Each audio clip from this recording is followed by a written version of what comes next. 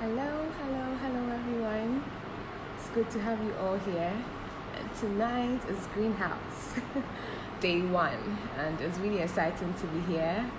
I hope everyone is doing really fine because tonight we're just going to have an absolutely amazing time. We have our guests ready for us. He is Reverend Michael Asiedu-Antwi. He's a Reverend Minister at ICGC Holy Ghost Temple at Denta, and is also a partner with PWC. So, ladies and gentlemen, let us receive our guest.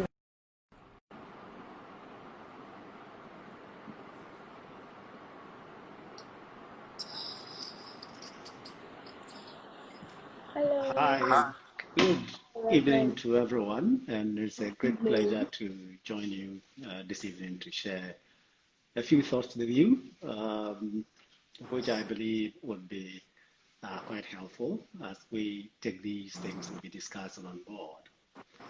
Um, we are in quite an interesting time, and everybody talks about the stress that this, COVID has brought on humanity.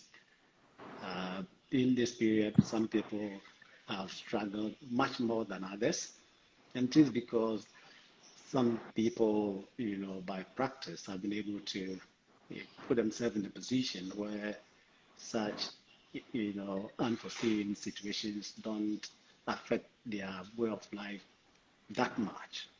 Of course, everybody gets affected, but some indeed get much more affected than others. So I think the topic or the area you are seeking to discuss this evening, it's a very important area. You have said building towards financial independence. So we'll spend a couple of minutes to look at that, and then we will devote some time to respond to your questions.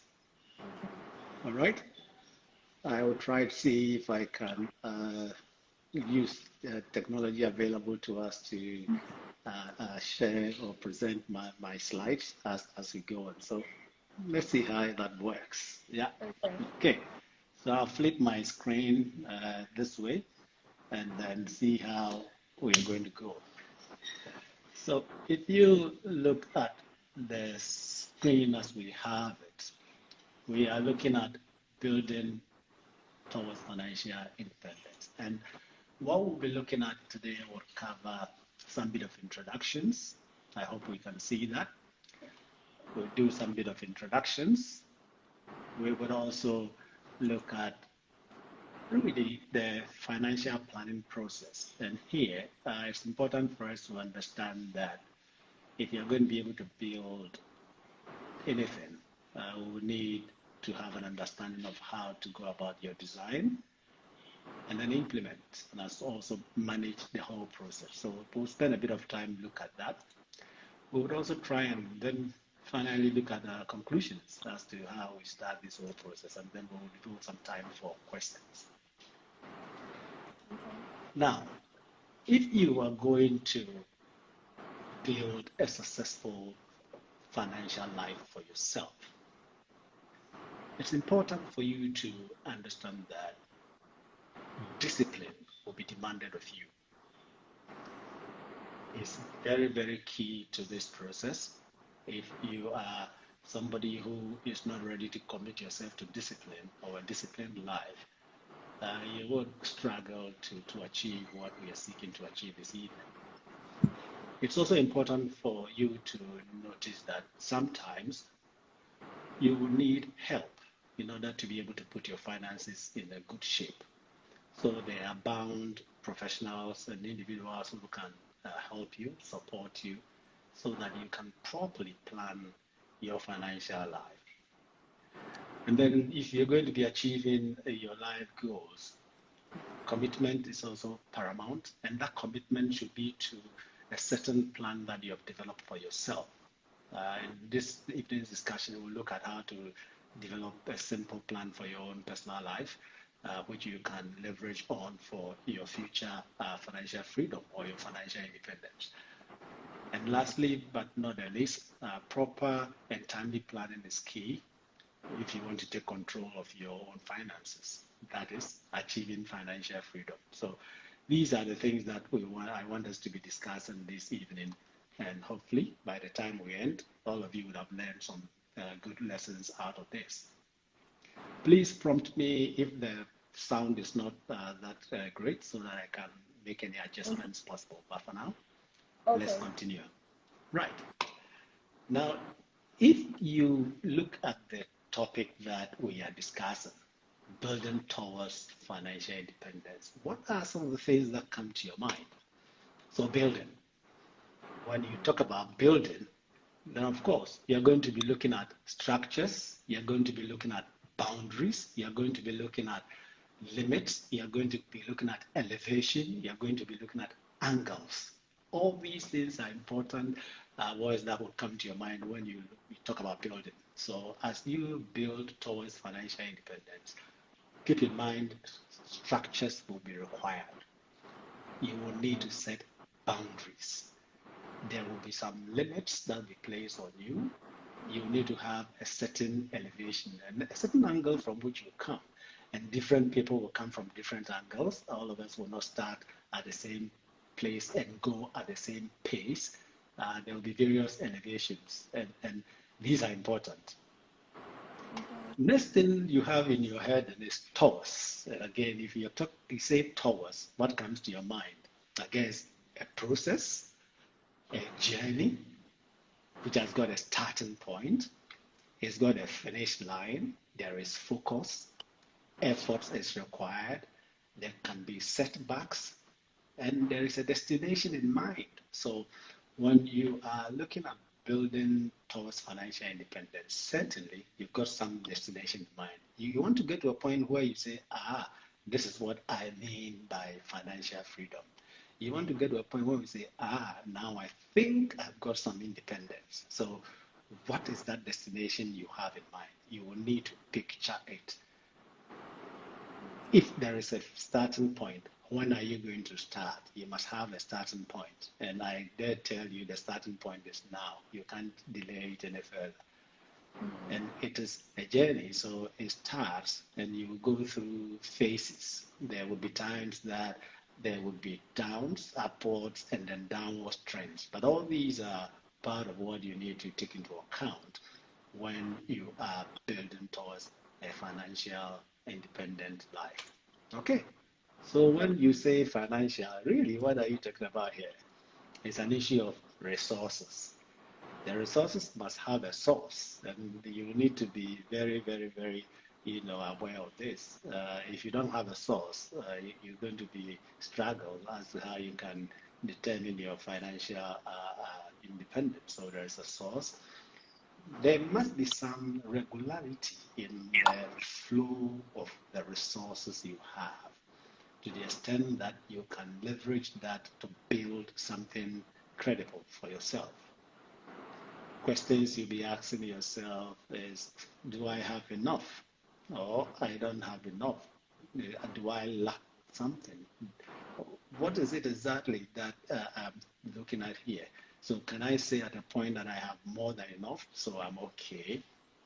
So all these things come to mind when you talk about financial. And then lastly, you have independence as one of the things in the head, building towards financial independence. What does it mean? You want freedom, you want liberty, you don't want any restrictions to be placed on you as far as finances are concerned. You want to be at liberty to do whatever that comes into your heart, whatever you want to do. You want some peace of mind. And of course, you want relaxation. Now, if you are able to put together a structure that takes you along your journey so that you have a steady flow of income which would be beyond your expenses, then you are in good stead to have an independent financial life where you can have good relaxation, you can enjoy what you want to enjoy in this world, and you can have some freedom. So in terms of an overview, really, this is what we are talking about here. And so question is, how do we go about it and how do we start? And that's where we are getting into. For you to be able to say to yourself that you have gotten to a point where there are fewer restrictions on you as far as your finances are concerned, then it requires of you to have a certain plan in mind, which I would suggest you don't just keep it in mind, but you put it down so that you can look at it and make adjustments as time goes on. Starting point, you need to determine your situation today. Indeed, if you have a destination in mind, then we talked about starting point. You must have a view as to where you are today so that you can know the kind of chart you would, the kind of course you would chart. So determine your current financial situation. Some people may be in a situation where they earn a steady flow of income at the end of every month. There will be others who don't earn an income, but as an employment income, but perhaps you've got a farm that gives you produce, and the produce come in different times.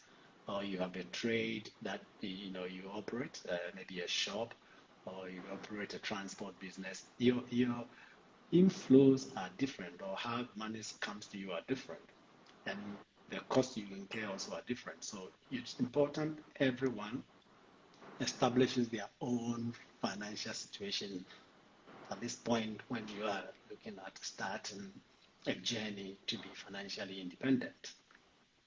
We said earlier on in the opening remarks that we will come from different angles, and it's important we recognize that our angles won't be the same.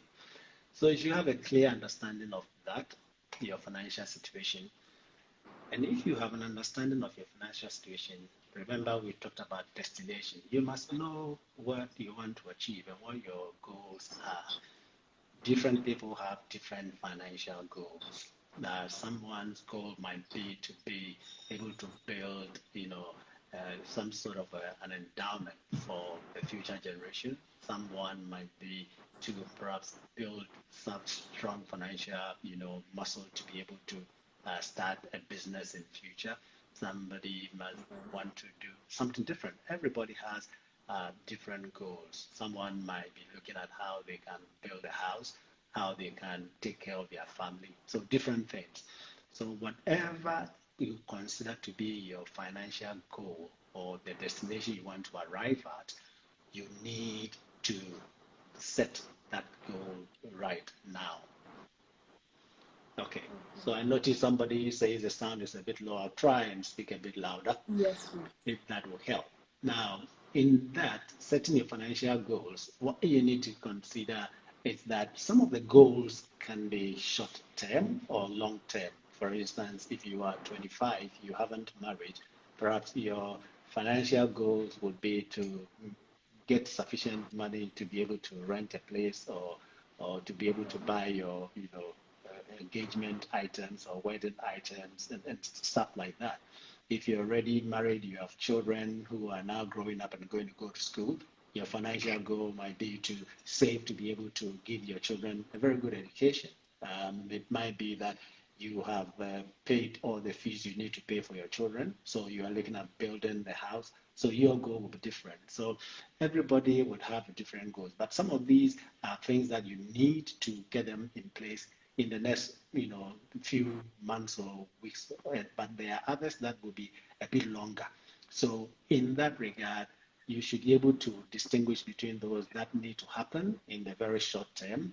Usually you may consider 1 to 2 years, and then there are others that can go beyond 2 years, 3 years into 5 years.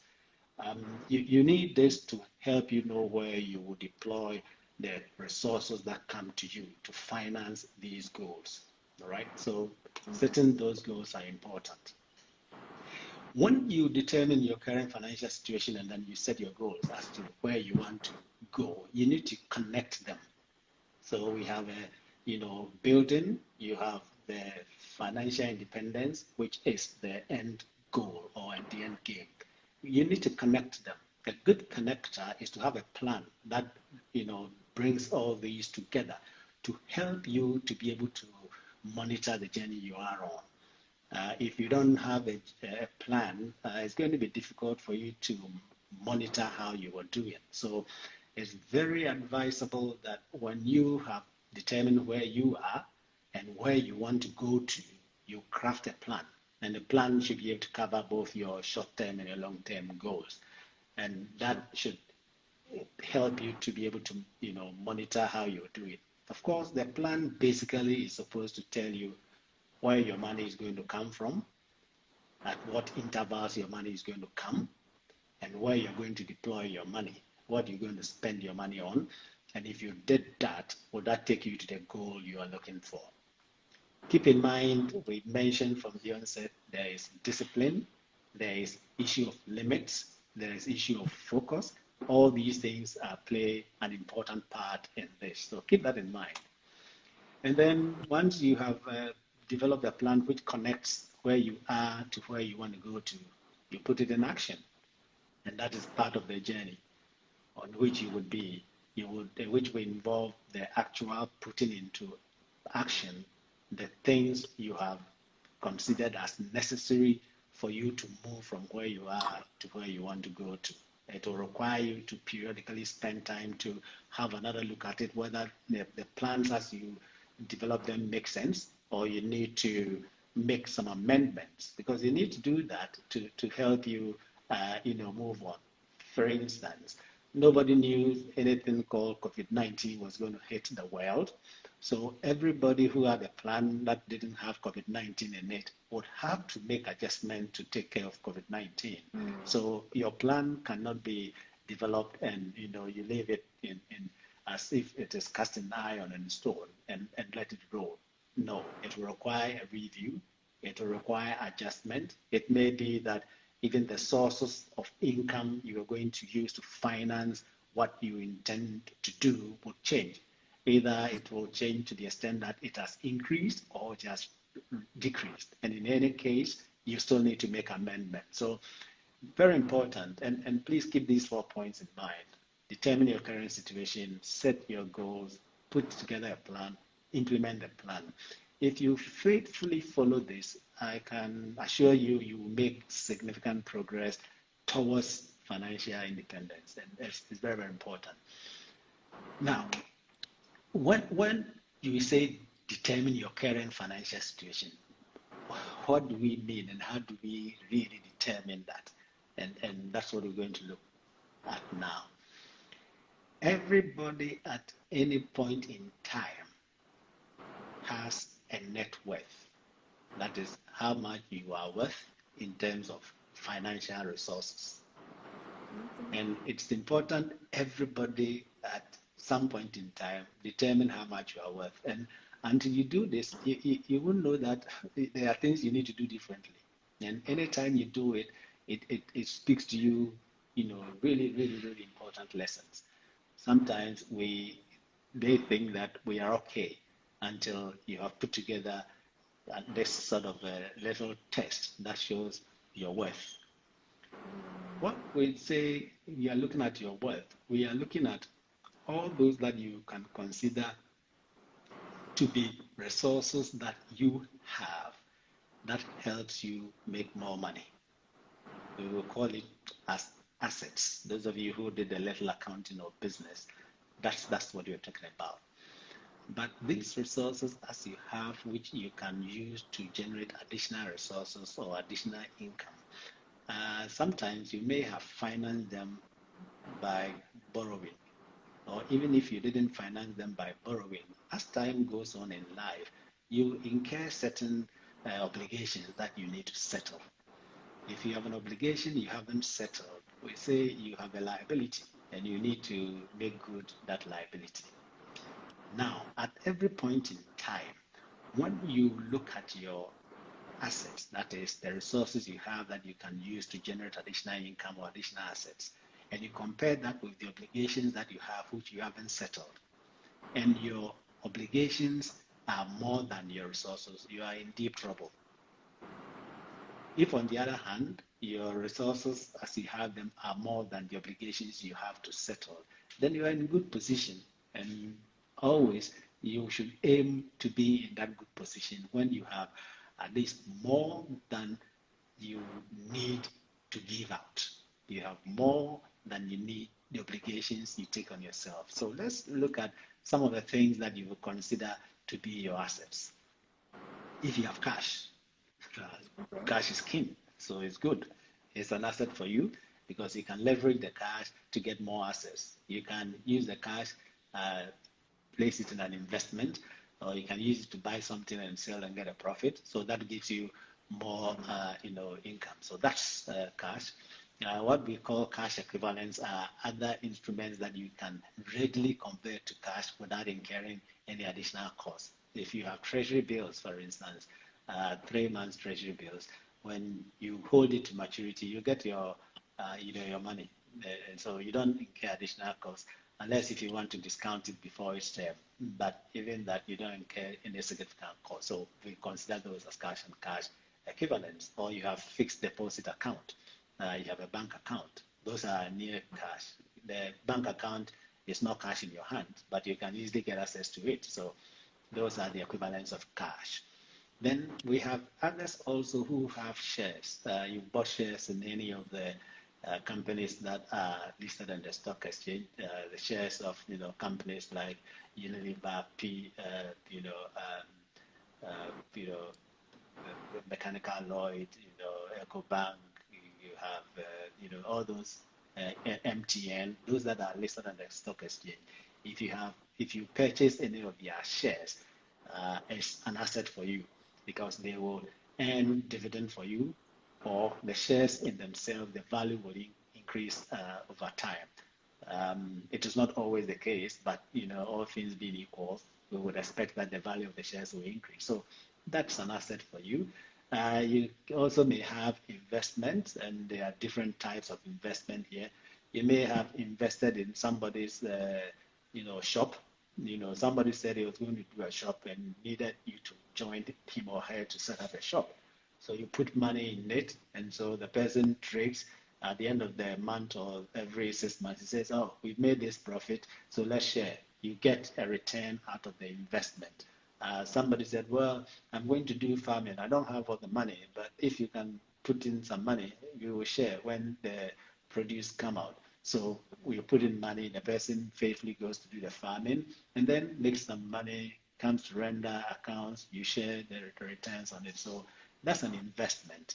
You may also be, somebody who is very savvy, and so you play in the area of the capital markets or the money markets, where capital markets you have, apart from the shares, you also do other fanciful things. Maybe you are into features and things of that nature. That's fine. Some people buy commodities and sell. Some people go and trade on where they sell maize, or they sell granules. They buy them. There's an auction for these things. Some people can play in that space and still make money. So that's part of your investment. There are also pensions. Those of you who work, you do your pension contributions. When you retire, they'll pay you. That's an income.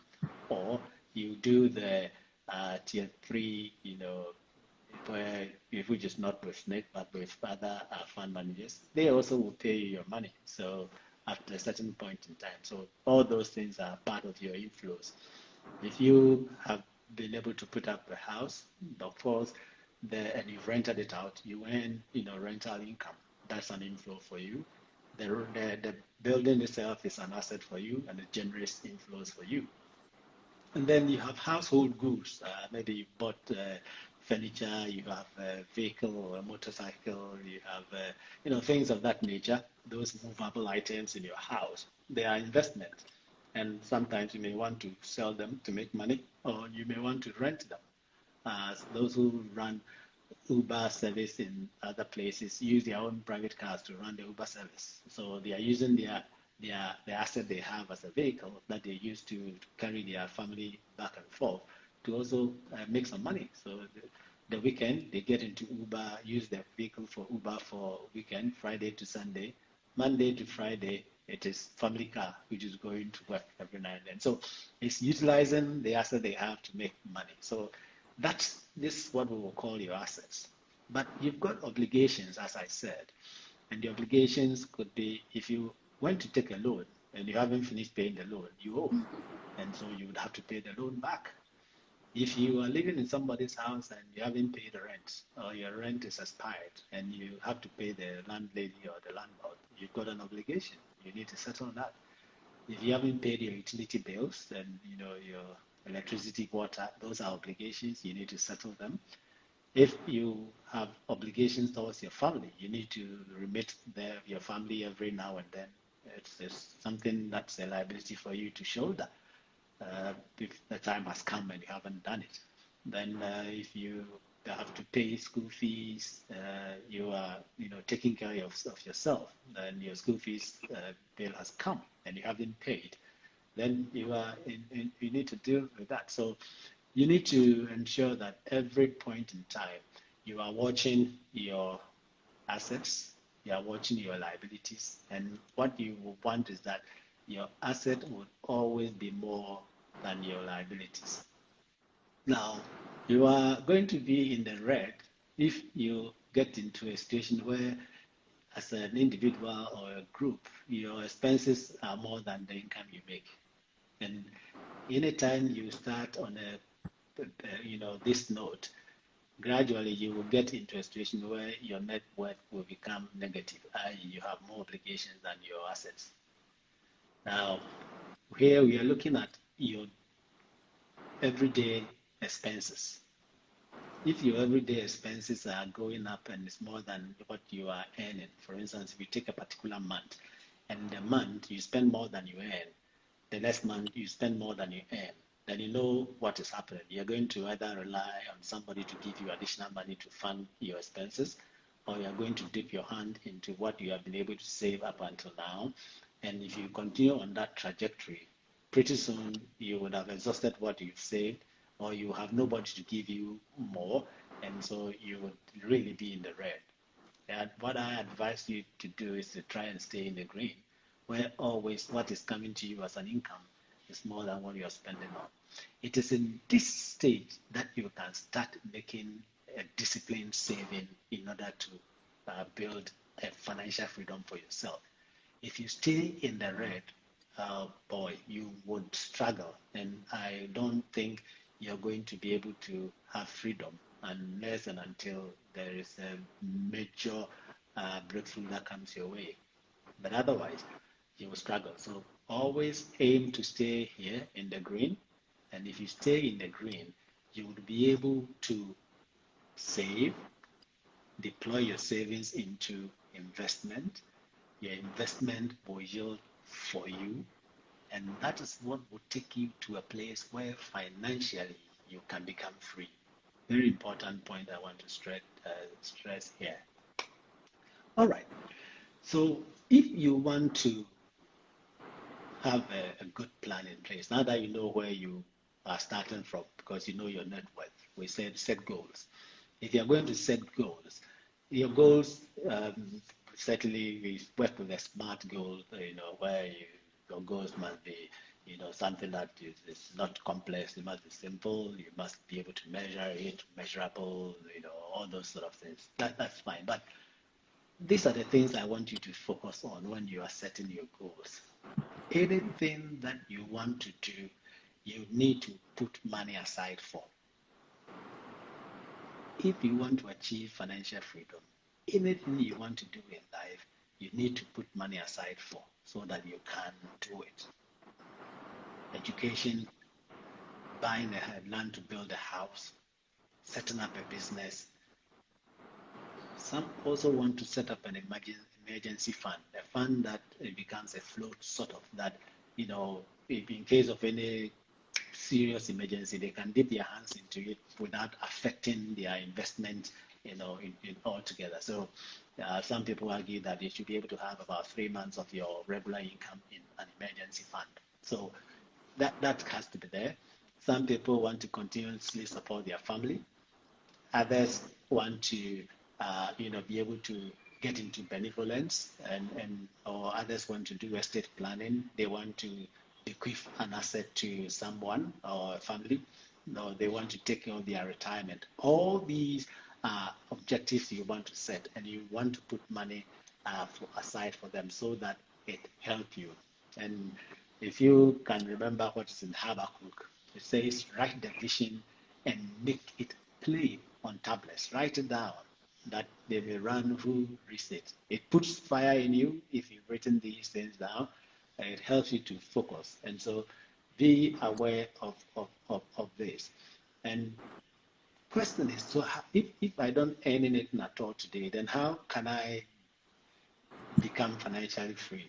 Well, if you're going to be financially free, bottom line is you should have inflow that is more than your outflow, to the extent that you don't have to stress to meet any expenditure whatsoever that you want to meet.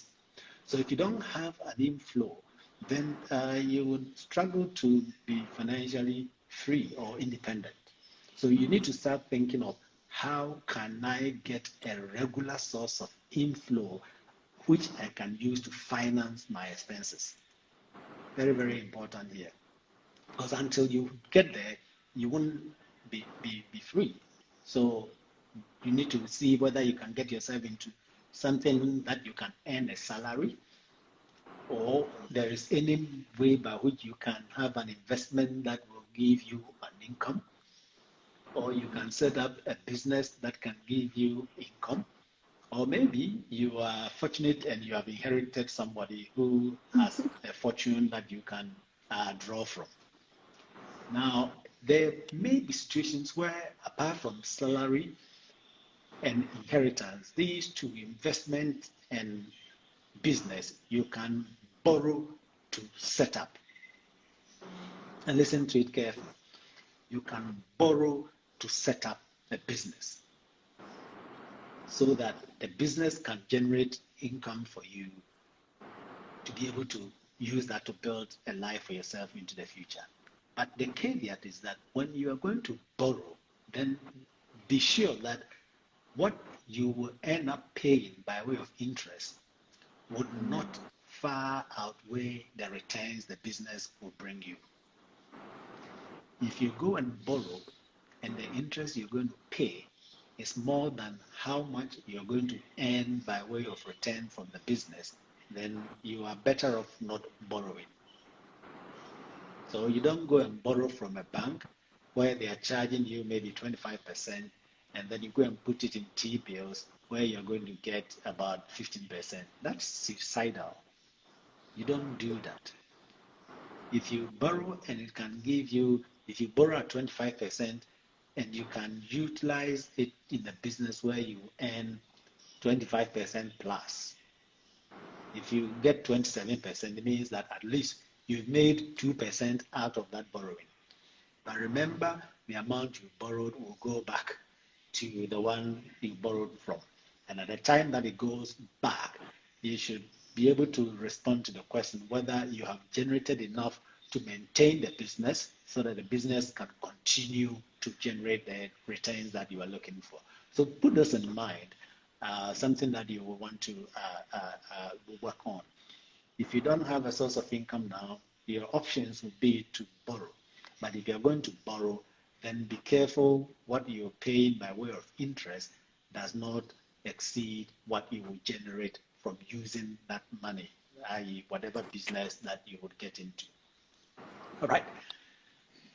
Now, I'm coming back to this particular point again because sometimes we don't really focus on them too well. Your expenses, as long as we remain on earth, won't go away. They are going to be there and be there always. So always keep in mind the issue of the discipline I mentioned. And I mentioned limits. I mentioned, focus. Now, all these expenses, depending upon where you are in life, based on your financial strength, you need to contain these. You need to contain them. Now, food and grocery, you're not saying everybody or people you know are buying from a particular shop, so you would also buy from that same shop when you know that the things there are pricey. You're not going to say, personal care, Somebody has bought the latest iPhone. Somebody has bought the latest shoe, bought the latest, whatever dress, the latest whatever handbag, and so you're also going to do that. Please, your income sources are not the same. Even if it's salary, some people are paid much better than others, and so they can afford to buy a pair of shoes every 3 months in the year, buy 4 new pairs of shoes. You may not be able to, and so you may want to stick with one pair of shoes 1 year, or every other year you buy one. A lot of discipline is required here. Limits. You need to place a limit to yourself. You can't say, well, everybody takes an Uber, so you're going to take Uber. You're going to, visit a friend, Uber. You're going to church, Uber. You're going to school, Uber. You're going to market, Uber. Put yourself in a trotro and go and save some money, because you need to operate within a certain disciplined life so that you are able to save. Every penny that you can save is important. Every little amount is important. Now, there are schools. Everybody wants a better school. But at the end of the day, you also want to pass the exams. So if your children cannot go to the school where they pay the big amounts of money, take them to a school that the fee is moderate, but a good school. If you can afford, please go ahead. But if it's going to put a strain on you, watch it, because it won't help you. It will put unnecessary pressure on you, and you would go end up borrowing, and then you run yourself into a situation where your expenses outweigh your income, and then you are in the red, and that can trail you for a long time. So watch that. So these are some points I want to raise when it comes to the issue of the discipline we need to put, around ourselves when it comes to, our expenses.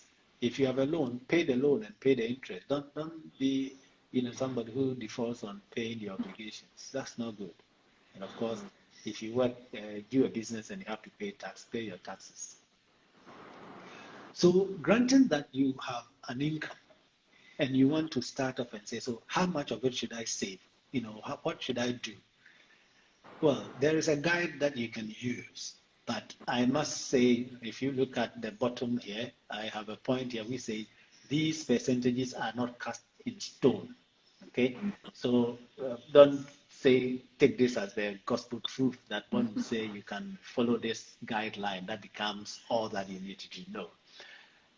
Different people would use different percentages, but they all would take you to a certain point that you can have a freedom in your financial life. So, because I assume that all of you or many of you are Christians, I would dare say that when you have your income and you're doing your plan, make sure you have taken care of your religious commitments first. So if you have money you give for offering, you have money you use for your tithes or your first food, you should have money set aside that you use to support God's work. So that must be number one. Then whatever that is left, try as a start, to follow these guidelines. Don't spend more than half of the remainder on all your expenses. Like we said here, sorry, I want to go back and show you. Like we said,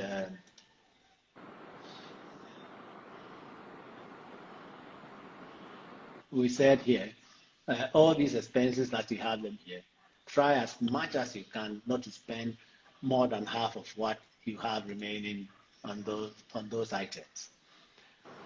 Make an effort to be able to put aside about 20% of what is remaining. So we are saying here that if you earn whatever amount, and let's say it's 110,000, for instance, or 120, and let's say you put 20 aside for your church activity, so you are left with 100 cedis. 100 cedis, you have to stay within 50 cedis in a month. Try and put aside 20 cedis a month. Put another 20 cedis aside, and this is the stabilization fund I was talking about, that assuming there comes a time and for 3 months you haven't been paid, you should be able to still live without going crazy.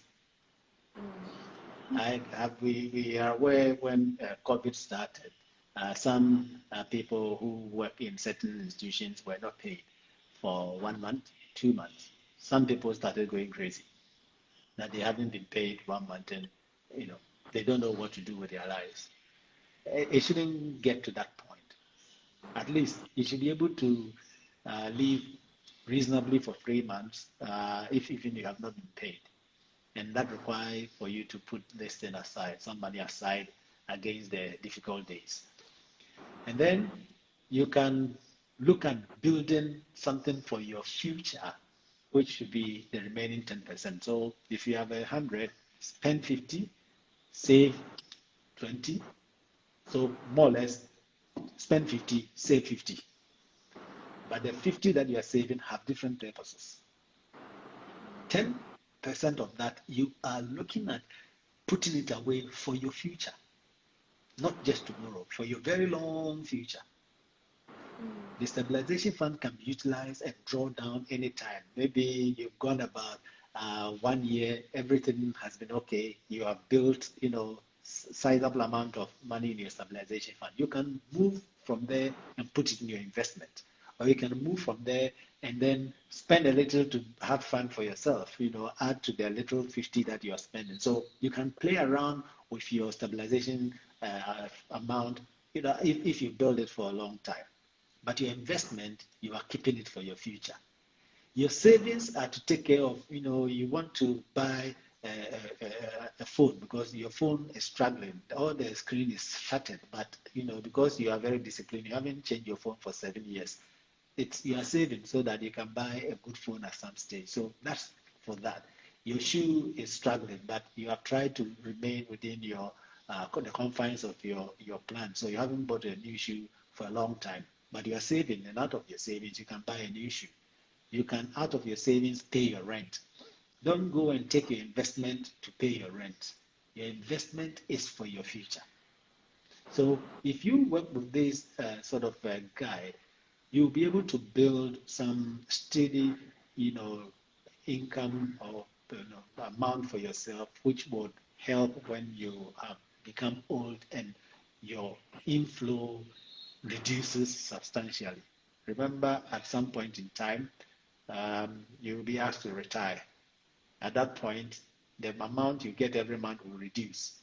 You must have something already stuck away somewhere that will be you can draw on, and that's what the investment is seeking to do.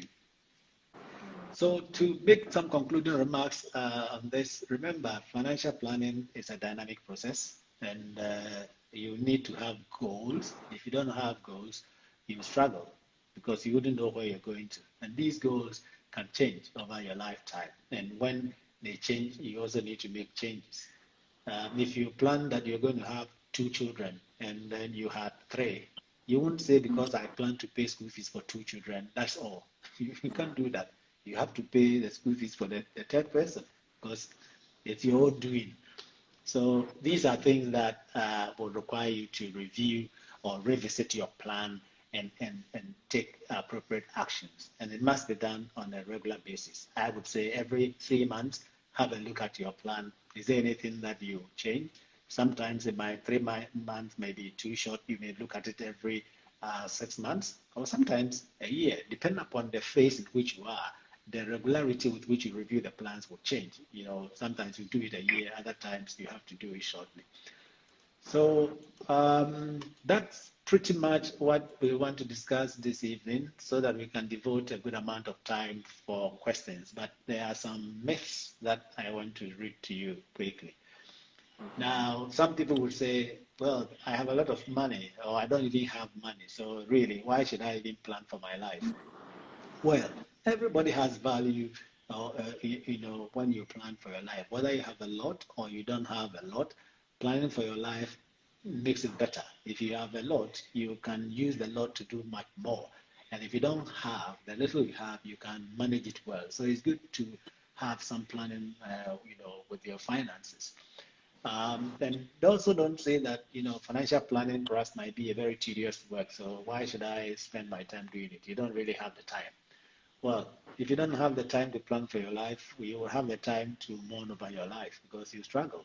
And at that time, you have no one to support you, as it were. It gets to a time where everybody is still, worrying about their own life. So I would encourage you to spend some time and think through the things we've discussed this evening and try and put something on paper. It's very simple process where you say, where am I today? Where do I want to go to? How do I connect them?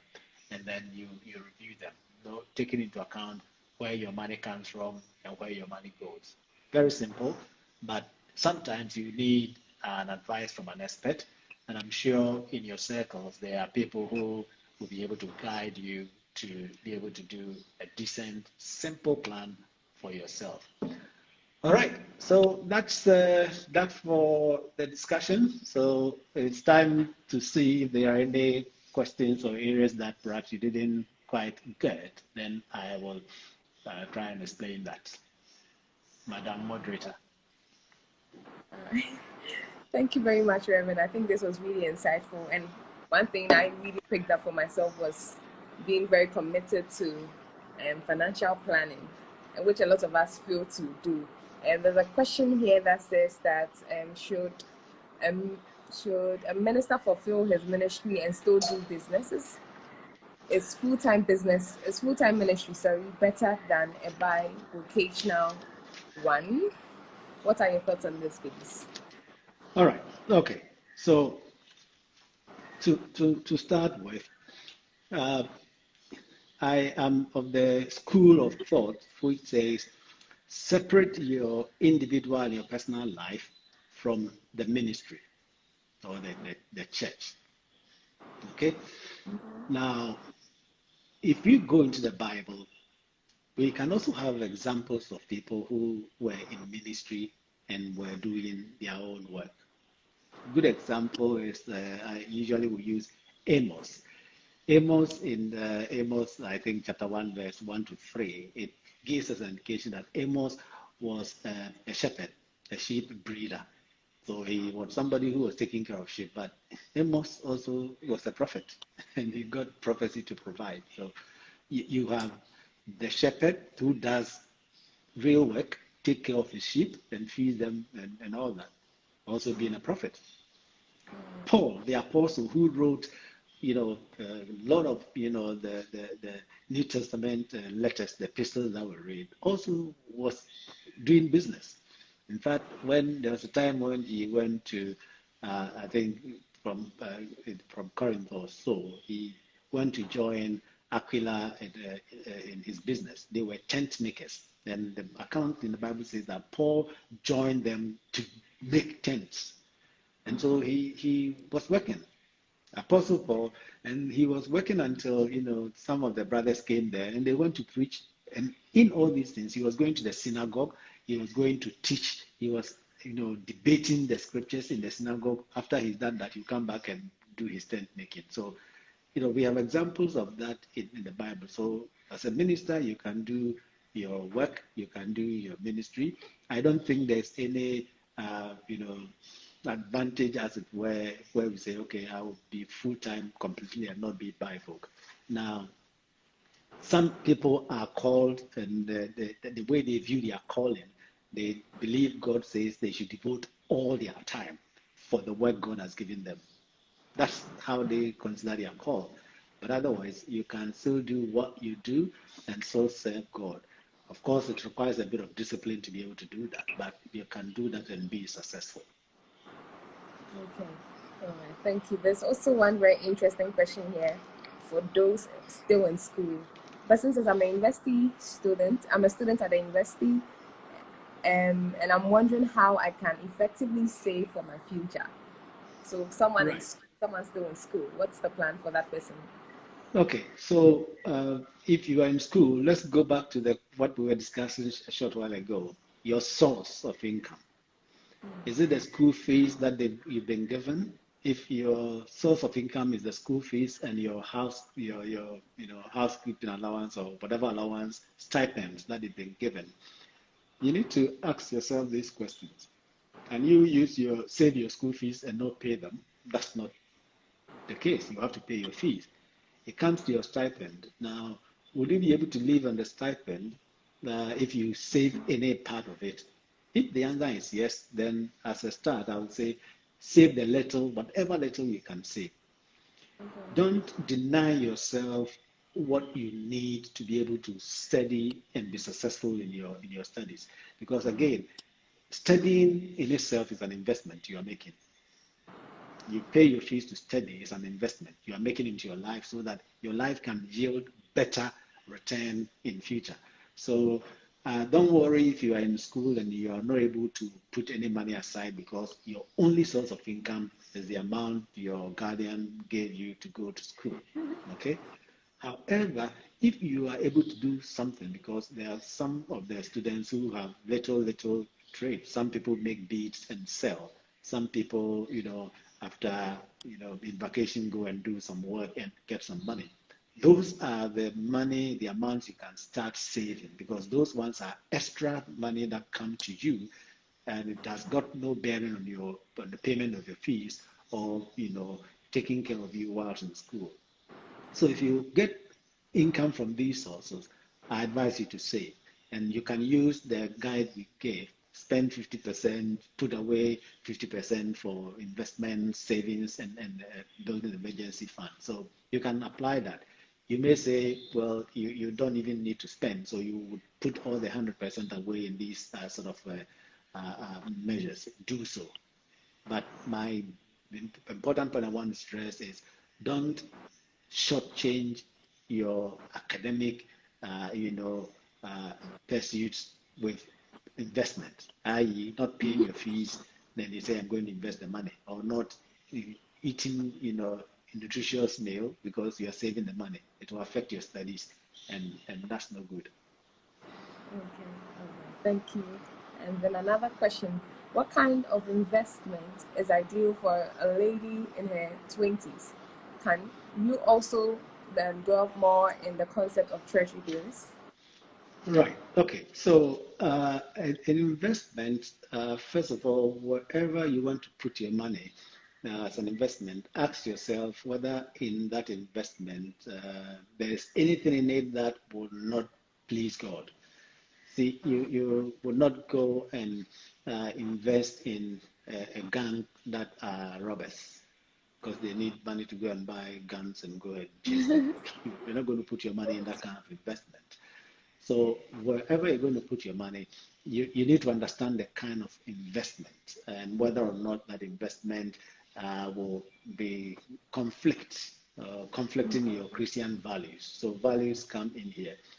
In my organization, there's something we call you do a background search, you do a due diligence of who is behind the investment.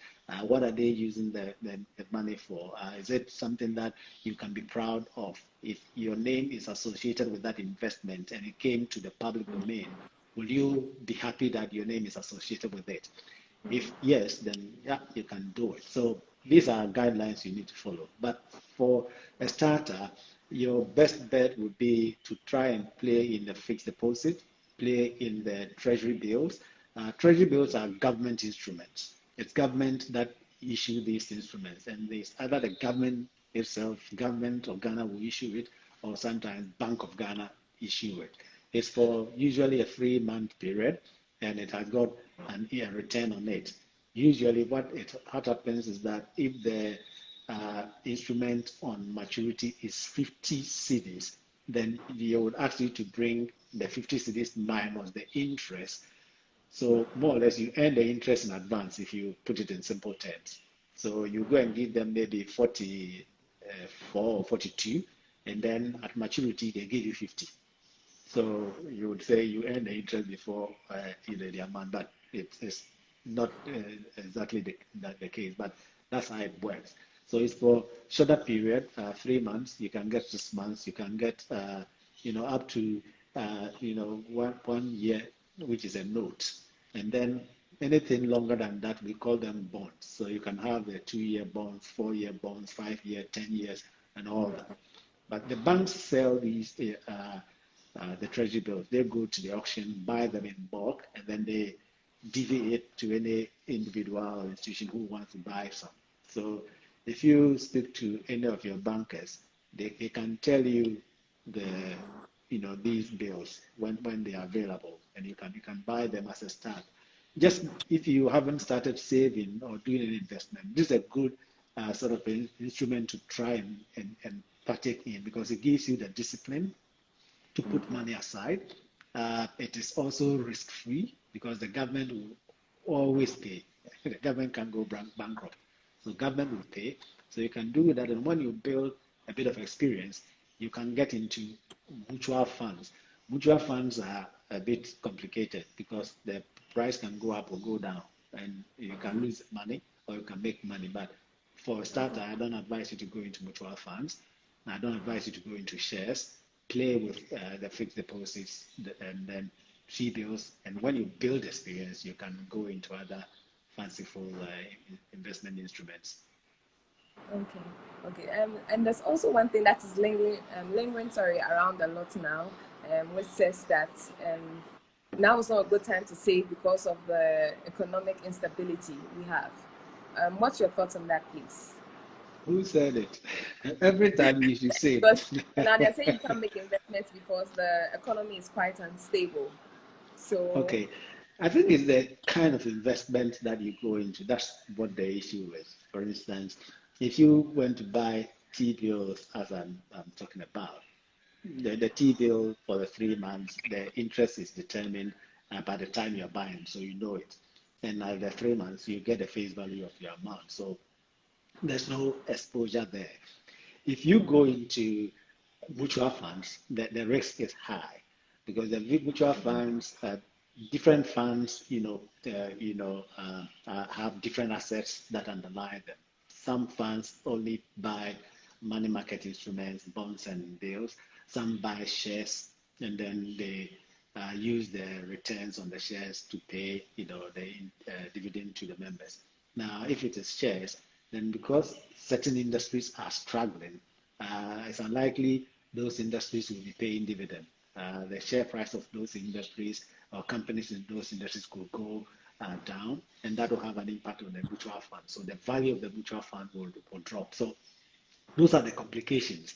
If you are going to buy shares, that's also a complication because if you aren't careful, the share price will drop. And indeed, it's been volatile the last 4 months. Sometimes I watch the indices and it's a bit scary. Yeah, yeah. so that's it. But those who also have good money, this is the time to buy because share prices have plummeted. So they'll buy the Okay. share prices at rock bottom in the hope that maybe in the next 4, 5 months, 1 year, things will turn around and the share prices start coming up. And when it comes up, they've made good money. So rather, this is not the time to sell if you have shares because you will get nothing for your shares. You must, hold on to it, although it is worth much, next to nothing. Hold on to it. Maybe in the next, 12 months or so, things might have turned around. Then you see the value coming up again, and then you're okay. So it depends upon which investment you want to go into. Some areas is a no-go area. If you invested in hotels, for instance, hotels were pretty much out of business, so nothing happening there. There's nothing you're going to get out of it. Real estate also has struggled, particularly those who were into property for office and all that. We are all working from home, so the office is there empty. Nobody goes to the office. So those who rented your place for office will come to you and say, please, I don't have money to pay you. You have to negotiate down. So there are those complications and those sort of investments that would have issues. But everybody is hoping and praying COVID would go away somehow so that we will get back into normal. When we go to normal, then maybe things will start shaping up again. Okay. So don't think you can invest now, but you need to be careful where you put in the money. It's very important so that you don't lose your money completely. Okay. All right.